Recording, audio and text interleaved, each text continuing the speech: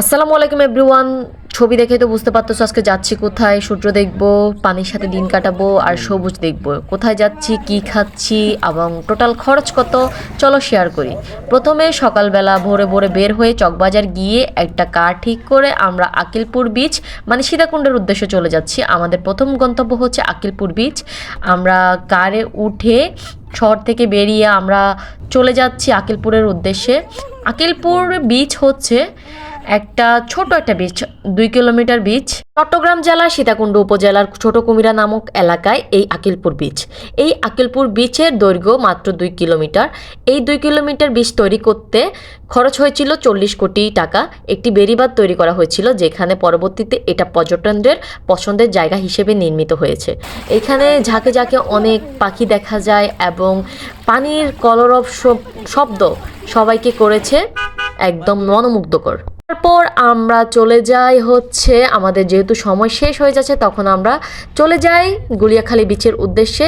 দুপাশে খেজুরের সারি সারি গাছ আর টমেটো বাগান এবং শিমের বাগান দুপাশের রাস্তাকে করেছে মনোমুগ্ধকর। আমরা কয়েকটা সময় রাস্তা হারিয়ে ফেলেছি, যার কারণে আমাদের যেতে একটু অসুবিধা হয়েছে। তারপর আমরা গুলিয়াখালী বিচে নেমে যাই এবং নামার সাথে সাথে দেখি এটা বোটে ওঠার আগে আমরা খাবার খেয়ে নিই এবং আমরা চেয়েছিলাম বোটে করে যাওয়ার জন্য, কিন্তু পানি কম থাকার কারণে আমরা রিস্ক নিতে চাইনি, তাই হেঁটেই চলে যাই। বর্ষাকালে এই জায়গাটায় ভরপুর পানি থাকে, কিন্তু এখন শুকনো মৌসুমে আমরা হেঁটেই চলে যাই।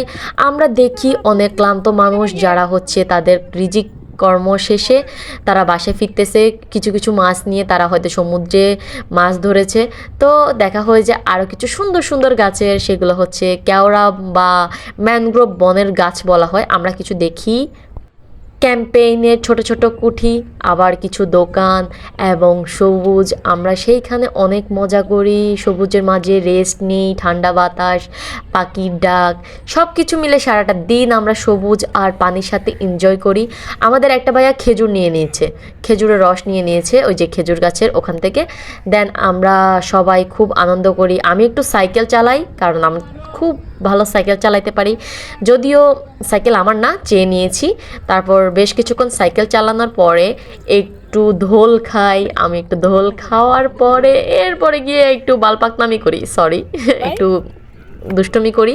একটা মামার কাছে গেলাম চানাচুর মাখা খাইতে, উনি নাই দেখে আমি ওনার চানাচুর মাখা নিজে নিজে বানাইয়ে আমি খেয়ে ফেলেছি। তারপর উনি আসছে, আমরা আবার খাইছি, পরে তার পয়সা দিয়ে দিয়েছি।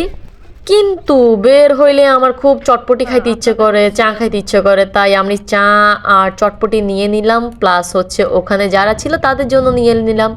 মিলেমিশে খেয়ে আমরা পাশে থাকা কেওড়া বনে একটু ঘুরে পিকচার্স তুলে অ্যান্ড ভিডিও করে আমরা চলে যাই সূর্যাস্ত দেখতে। সূর্যাস্ত দেখার পরে স্বস্তির নিঃশ্বাস ফেলি এবং আমাদের বাসায় যাওয়ার ঘন্টা বেজে যায়। তারপর আমরা সব কিছু গুছিয়ে বাসায় যাওয়ার উদ্দেশ্যে চলে যাই। আমি প্রথম সিটে একটু যুদ্ধ করে বসেছিলাম, তারপর টোল ফি দিলাম 100 টাকা। তো সবশেষে আমাদের ইন টোটালি খরচ হয়েছে 7,150 টাকা। আমরা যেহেতু 6 জন গিয়েছি, এটা 6 জনের মাঝে ভাগ হয়েছে, 1000 সামথিং খরচ হয়েছে আমাদের।